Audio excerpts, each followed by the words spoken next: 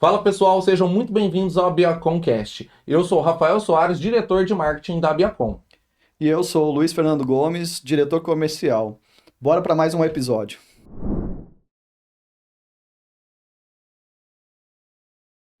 Fala pessoal, estamos começando mais um episódio da Biacom Podcast. Eu sou o Rafael Soares, diretor de marketing influencers da Biacom, vocês já me conhecem. E eu tô aqui com o meu companheiro de sempre, o Luiz. Você tá bom, Luiz? Bom demais, Rafael. Vamos aí para mais uma jornada aí nos nossos episódios. Vamos lá, e hoje é Luiz ao quadrado aqui, né? É Quem que isso tá aí. com a gente aí hoje? É o meu xará. A gente trouxe aí o Luiz Eduardo Monteiro, que é VP no grupo da WBuy, né? Então, parceiraço da Biacom. Por favor, faz aí a apresentação aí sua aí da WBuy, por favor. Seja bem-vindo, Luiz. Turma. Obrigado, viu? Minha honra estar aqui com vocês, em primeiro lugar, né? Em nome da WBuy principalmente. É fantástico o podcast, o trabalho que vocês já fazem aqui.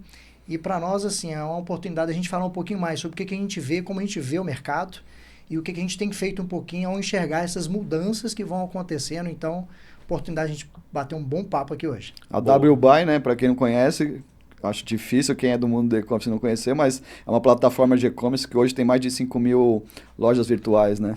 Exatamente. Muito Vamos bom. crescendo, Penetração boa de mercado já também. diversificando as frentes, entrando no mundo físico, cada vez mais também, né, com a operação de pagamentos nossa também, Sim.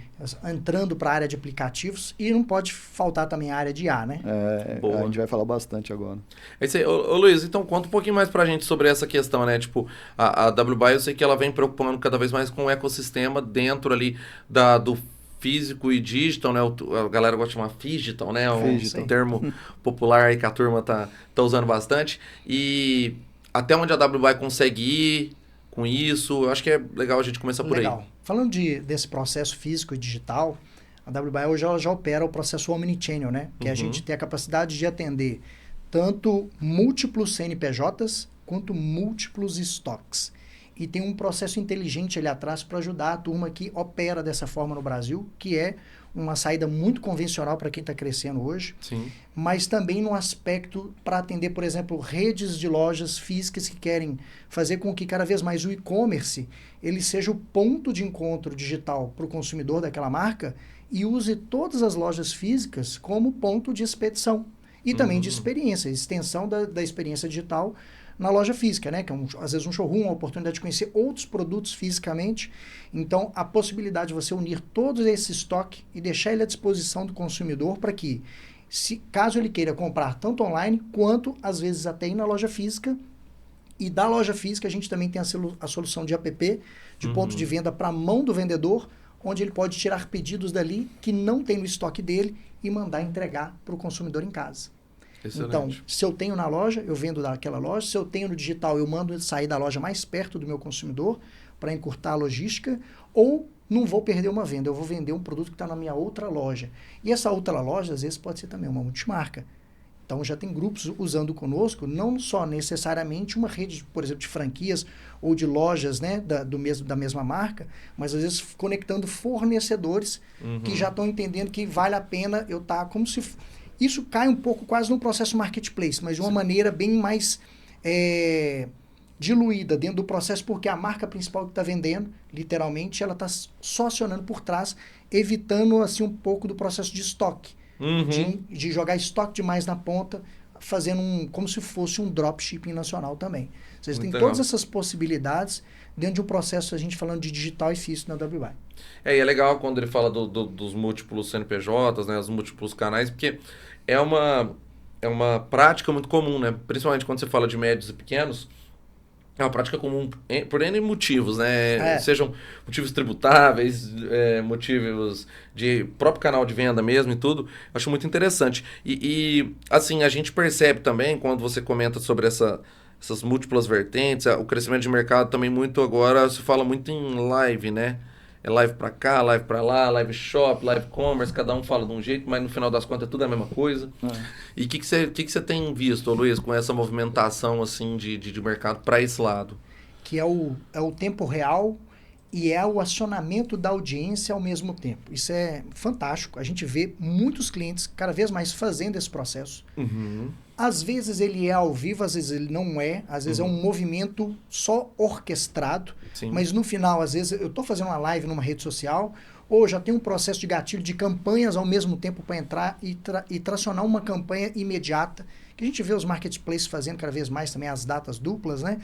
Mas isso é fantástico porque o e-commerce ele está cada vez mais virando também uma rede social no aspecto vídeo. Concordo. Então, a gente tem que parar de tratar o e-commerce só como um catálogo estático. Já passou. A tecnologia para isso já existe há tempos.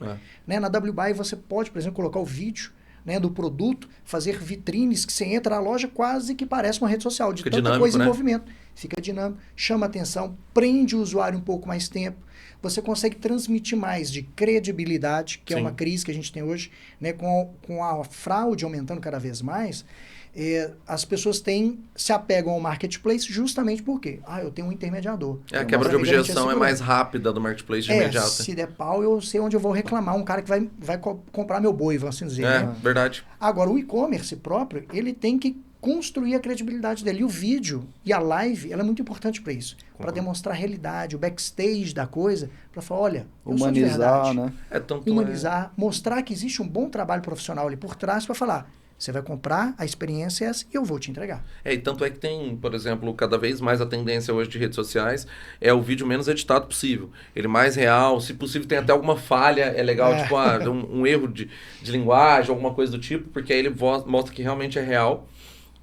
E essa questão da credibilidade também, ela tem que se trabalhar de várias formas, né, Luiz? Você falou assim, a questão do vídeo, a questão de... Por exemplo, a gente tem uma estratégia muito legal que a gente costuma fazer lá, que a gente indexa uma página trabalhando SEO dentro do próprio site do cliente. Perfeito. Para trazer uma página como se fosse um Reclame Aqui. Legal. Só que um Reclame Aqui interno. Porque aí ele tem o controle disso, você consegue indexar também e tem o controle. Porque normalmente quando você usa uma ferramenta dessas de opiniões, etc., pode ser que nem sempre ela traga a verdadeira versão. Porque existem algumas coisas, né? Uma política um pouco mais de proteção do próprio cliente, mas na verdade nem sempre aquilo é o mais real, né? Exato. Então eu acho Temos que é isso fantástico, isso lá. Porque você tem um grande ponto hoje, que o Reclame Aqui ele é importante nesse aspecto para o consumidor, e a empresa tem que usar isso de maneira inteligente, mas fulano é confiável, fulano é bom. A indexação disso é indispensável para qualquer e-commerce, porque essa dúvida faz parte da jornada de qualquer novo consumidor com a sua marca. Então, se eu projeto um conteúdo para isso e trago ali o meu melhor, para falar, cara, eu existo, eu sou bom, eu faço isso aqui, já entreguei para X mil pessoas, milhões de pessoas. Então você tem um contraponto, às vezes, ao Reclame Aqui, que, tudo bem, no Reclame Aqui, nem todo mundo que está indo lá para reclamar. Está indo, às vezes, até para, se eu confio ou não, consultar. Sim. Mas por que eu não consigo mostrar o bom? Então eu posso fazer isso dentro do meu e-commerce e eu posicionar isso junto. As reclamações podem acontecer. Sim, normal. Transporte, tal. Tá aprendendo a trabalhar o processo de e-commerce ali, às vezes uma marca, né? Às vezes escala demais acontece, a gente vê casos, o cara começa a vender tanto que tem problemas na hora que cresce. No RA vai ter as reclamações, mas se eu tenho uma página colada, olha, mas as minhas referências são essas aqui. Às vezes eu vendo no Marketplace uma excelente nota lá, uma novidade na WBuy, que é do Google Merchant, que é a nota do Google Merchant para a sua loja. A gente agora incorporou essa nota para trazer ela para o processo da sua loja virtual, que é um selo que, assim, olha, é o Google que está ali te ajudando a vender e que está avaliando está recebendo as avaliações dos consumidores de uma maneira bem real, que ele opta por participar ali no processo final de checkout, né? E você consegue trazer esse selo e ele abrir e falar assim, olha, que aquela avaliação que antes eu tinha que ir no Google pesquisar o nome da empresa para ver a notinha que tinha, as avaliações, ele está trazendo isso, porque o Google ele anda muito com o processo assim, eu vou ajudar um empreendedor no digital a ganhar exposição para fazer o seu negócio, enquanto o Marketplace quer fazer dentro do dele, né? E uma coisa, sabe que é legal, Luiz? A questão de prender a audiência, né? Porque, igual o Luiz comentou, hoje o site e os canais de venda em geral, eles têm que se comportar cada vez mais parecido com uma rede social, porque quando a gente fala que o concorrente hoje quando você pergunta para um cliente, né, às vezes você fala, qual que é o seu concorrente hoje? É o fulano e tal. Cara, na verdade não é todo mundo. Acaba sendo todo mundo, porque a briga é por audiência e retenção dessa audiência, né? Obviamente que a audiência o consumidor fica ali, né? Sim, porque isso tudo conta na questão também depois de ranqueamento também, então tem todo esse lance, né? E uma coisa, Luiz, assim, com essa evolução da criação de conteúdo e usando IA, não usa, até onde, na sua visão, pelo menos, eu devo usar IA para criar esses conteúdos, seja informativo de produto ou seja de criativo propriamente dito, e até onde eu preciso tomar um cuidado para que isso não ultrapasse ali uma linha ali. Legal. Falando da parte da IA com imagens e conteúdo, hoje está cada vez mais real, né? A WBuy tem a IA, a WBuy AI.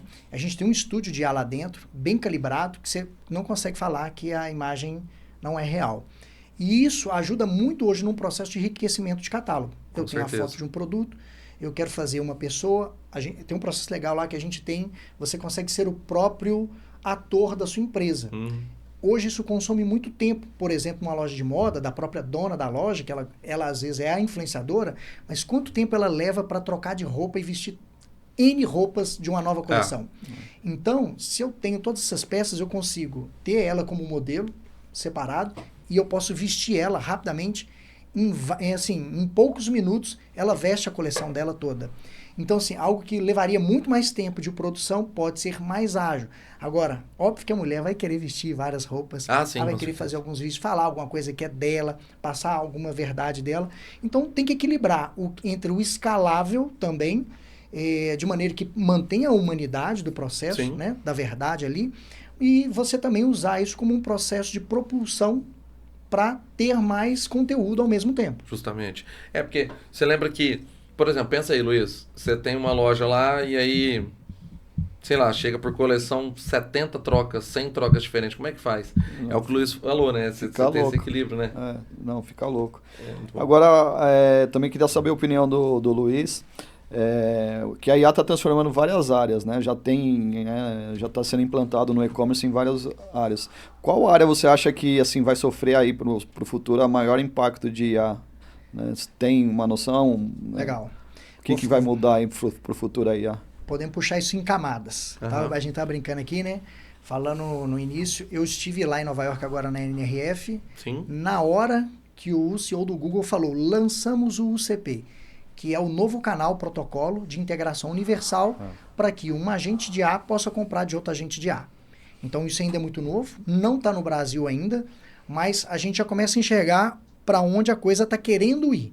Então, mas a IA ela já está atuando em vários outros aspectos nesse processo. Um deles, que está na WBuy, a gente tem dentro da IA o que a gente chama do concierge, que é o atendimento.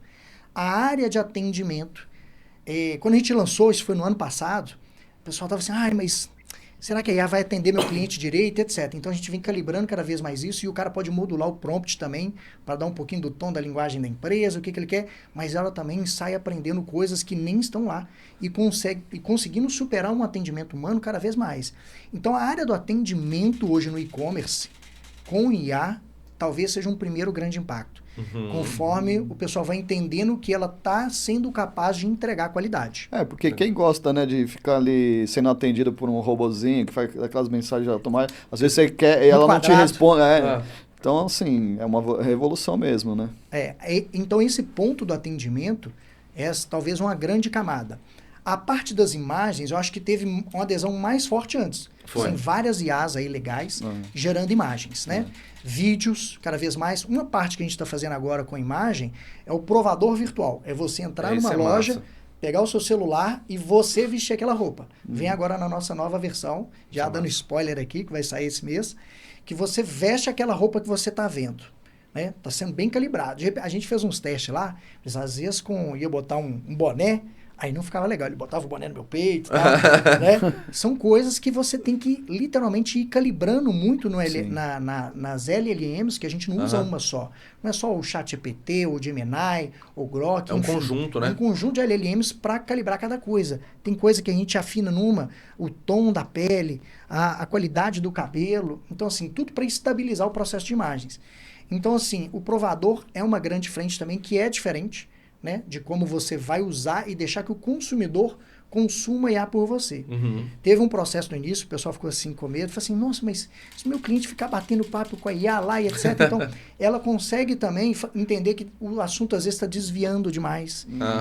E a gente dá a transparência dos atendimentos de maneira que você consegue supervisionar, fala assim, deixa eu ver se esse negócio está indo bem.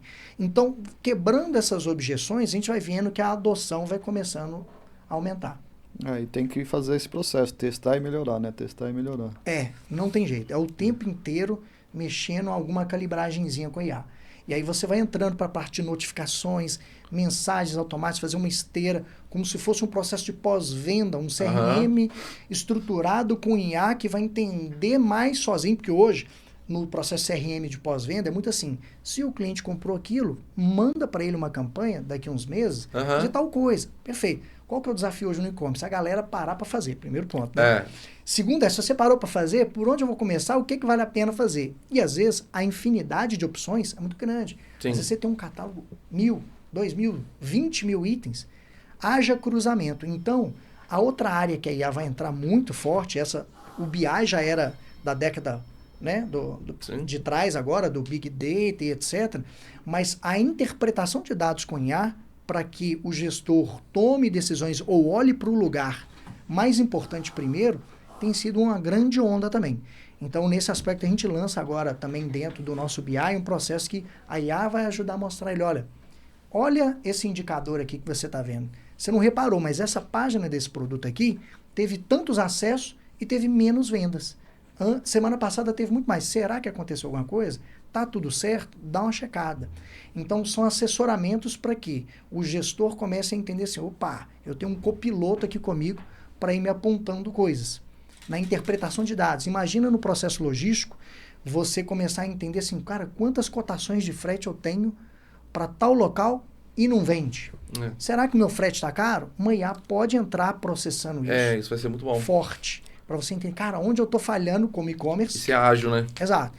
E isso volta no nosso primeiro início do primeiro assunto aqui, que é o Omnichannel. Sim. Por quê? Cara, o e-commerce, para fazer frente com o marketplace, e eu vejo que o movimento de transportadoras está cada vez mais assim, e de fulfillments privados. Vai ter que ter. Você vai começar a montar uma mini malha de um marketplace para você, com parceiros.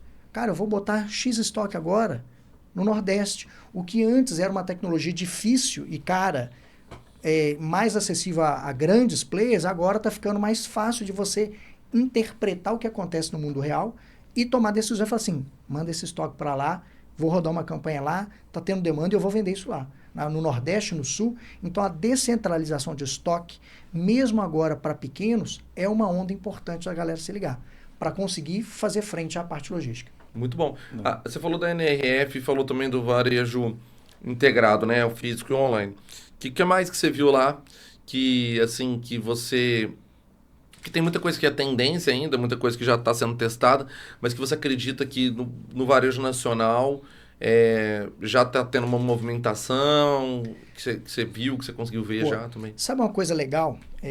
Quem estava no nosso grupo lá da NRF esse ano, mais uma vez, foi Luísa Trajano, da Magalu, né? É até legal a gente ver um pouco dos bastidores, dia a dia dela, como é que aprende muito com ela, uma empreendedora assim, como é que ela enxerga sangue, negócios, né? Os netos, etc., todo mundo lá. Então, assim, ela levantou um ponto que é interessante. Como que na NRF esse ano o pessoal falou muito do mundo físico, da importância do mundo físico como experiência, isso não é novo, mas foi interessante porque teve muito conteúdo sobre isso lá. E ela observou, e a Magalu tinha acabado de fazer aqui a galeria da Magalu, né? E que é um espaço para criadores de conteúdo, que o cliente também pode entender um pouco mais da marca de uma maneira diferente. Claro, não é um processo às vezes tão escalável fisicamente, mas se você começar a pensar com que cada loja realmente ela precisa olhar para isso, e aí apareceram muitos cases americanos de empresas que há tempos atrás já olhavam para a loja física como um ponto de experiência ao consumidor. Então, vários cases da área de esportes, de uma empresa que a gente até visitou uma loja lá em Nova York, do Texas. Então, você pensa, trazendo a cultura do Texas lá em Nova York. Tudo de couro, já toma um whisky aqui, bourbon. Da hora, hein? Aí foi bom, né? Essa parte é boa. Então, assim, você entender que, assim, não era luxo. Sempre precisou ser feito isso. Acontece que no varejo, muitas pessoas focaram no vender e esqueceram do propósito, do que eu estou vendendo. Para quem que eu estou vendendo? O que está por trás disso? Então, isso foi um tema que foi bem interessante e reativado. E na nosso evento que a gente fez do pós-NRF, o Thiago trouxe várias imagens lá de lojas, né, físicas lá, com experiência, com café. A Gentleman Monster lá, é legal pra caramba. Exatamente, tem toda a razão nisso. Nós vimos isso também um pouco na China também ano passado, na questão de algumas lojas. Até lojas, por exemplo, até próprias marcas que já são muito conhecidas também, mas que foram adaptando, né? Para cada tipo de lugar também, porque, por exemplo, uma coisa é uma loja esportiva, um exemplo, que está ali no Panamá, outra coisa é ela se posicionando lá dentro da China, né? Nós não vimos um movimento, tipo, até a questão de portfólio de produto também variando cada vez mais com regionalizações culturais. Por exemplo, um caso que ficou muito emblemático nos últimos tempos foi quando a Adidas lançou aquele casaco que é estilo oriental, já viram? Que ele tem um barbantinho assim, você amarra assim e tal. Então, tipo, são coisas que tanto na experiência de produto, quanto na experiência de entrega, experiência de vivência, e também na parte virtual, eles vêm tendo que adaptar, né? Eu acho que é o maior desafio, né? Eu vi isso muito dos grandes varejistas que estavam no nosso grupo, saindo de lá impactados, assim, cara, nós esquecemos do motor da coisa, efetivo, né? Do consumidor como experiência. Então, voltando cheios de energia para, assim, o que nós vamos fazer como experiência agora? Transformar nesse sentido, né? Porque o varejista só atravessador é o que está sendo cada vez mais colocado em xeque. Sim. O marketplace está matando um pouco ali também, porque vai direto na fábrica. Se eu não tiver marca própria, o produto que vem da China, e a gente está no advento agora que a taxa das blusinhas acabou de ser removida. Foi. E aí vem numa pressão de, nossa, vou ter uma nova concorrência forte de novo. Então, se você esquece, e o ponto que você pode se apegar é justamente seu cliente ou a experiência que você quer propor para um novo cliente que ainda não te conhece.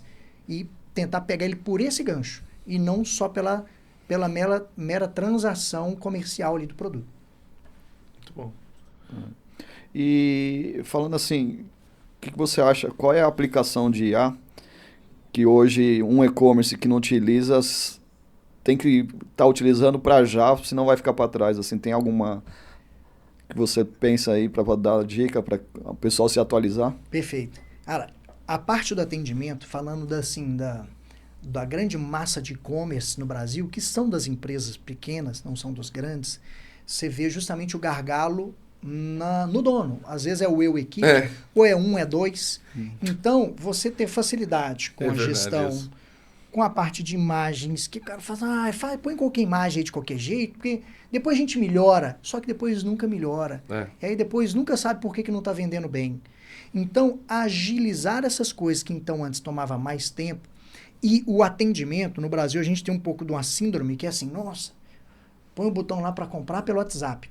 E aí o atendimento é humano, beleza, humanizado, atendimento, mas não é escalável. E aí, meu amigo, você vai entrar num enxuga-gelo ali, que aí depois você tá... Eu lembro de casos de, nossa, eu tô com 10 telefones no WhatsApp, minha vida virou uma loucura, eu não aguento mais responder o WhatsApp. Então o atendimento visa gerar um desafogar. A gente vê no nosso grupo lá de lojistas, no grupo de WhatsApp, clientes que já estão usando, trazendo essa visão. Cara, eu estava com medo. E aí começou a atender, cara, me aliviou. Aqui eu já confio plenamente. Para mim, cara, tudo depende. Eu brinco com um grande amigo meu, Rodrigo Nascimento, lá de Belo Horizonte, fala assim, cara, cada um tem a IA que merece. Hoje nós estamos num nível da IA que depende muito como é que você trata ela. Sim. Até isso aí começar a tomar um rumo mais autônomo e literalmente independente, né? Muito bom. Luiz, e assim, você comentou aí sobre marketplaces também, né? Qual que é a dosagem na sua visão hoje para uma operação, né? Porque, assim, vou trazer alguns pontos. Exemplo, nós temos um marketplace que sim, realmente, na minha visão, eu sempre gosto de defender um ecossistema. Mas a gente fala, então, tem live, tem marketplace, tem redes sociais, plataformas, né, site próprio. Tem essa questão que você falou da importação, que a importação ela era um pouco mais restrita, agora eu brinco que ela tá virando moda, né? Todo mundo quer importar. Não sabe nem o que quer importar, mas quer importar. Então, como equilibrar essa balança aí? Porque, tipo, nós sempre vamos ter o cara que já tá maior, o cara que tá na meiuca e o cara que tá começando. Como que eu consigo equilibrar isso daí? Perfeito. Vou dar um exemplo de um amigão meu em BH que foi demitido da Vale, por exemplo. Era gerentão lá. E o primórdio da carreira dele, de adulto, ele vendia coisas vindo do Paraguai. Ganhou dinheiro vendendo produtinho, era jornal na época, começou um pouquinho de Mercado Livre, até que ele caiu na Polícia Federal uma vez. E aí a coisa, fala, não, vamos arrumar um emprego de verdade, né? Eu não ia montar empresa, teve que assinar um termo lá para nunca mais fazer isso, né? Procurar outra coisa. E aí, esse cara, quando saiu agora, falou assim, cara, para onde eu vou? O cara que eu sempre fiz lá atrás para ganhar dinheiro. É um cara que foi para importação direto. Óbvio, ele tinha um histórico, um conhecimento. Ele foi atrás de conhecimentos, cursos. Eu indiquei um ou dois para ele, mas ele achou mais tantos. É um cara que tem um nível legal. Você assim, cara, vou estudar, porque a galera às vezes não estuda, acha que dá para fazer muito processo empírico, e esse processo de acertar e errar leva mais tempo. Sim. Mas você estudando, pegando um especialista, escolhendo um método no mercado, cara, pega alguém, escolhe o método, tenta aplicar.